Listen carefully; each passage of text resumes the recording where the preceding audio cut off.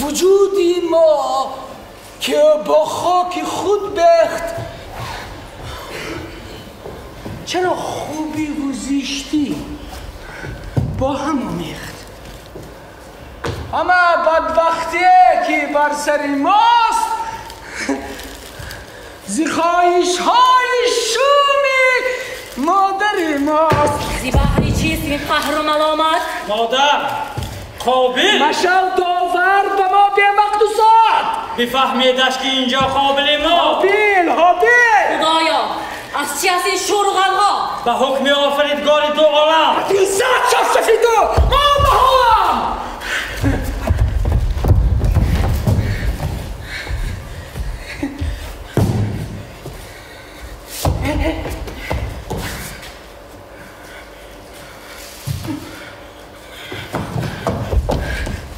ایوه مادر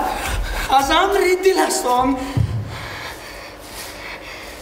ببخشا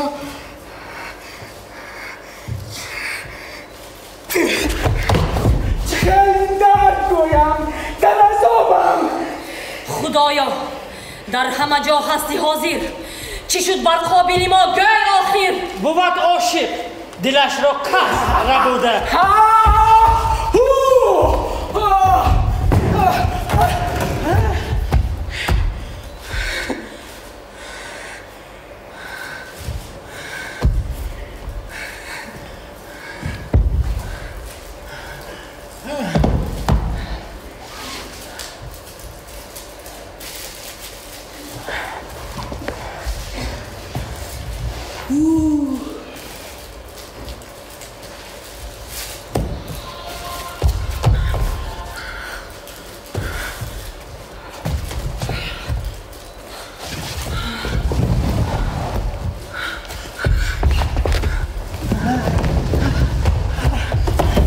ببخشا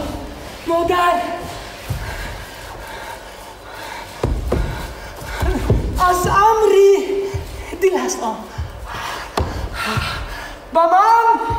اقلیم چون خورشیدی تابان توی قابل بکن توبه از این کار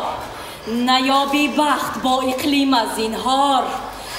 با پیشانی قضا هرچی نوشته است نمی سازد دیگه آن را کفی است بپرسیم از خودش این عیب هم نیست که این ساعت دل اقلیم در چیست بپرسیمش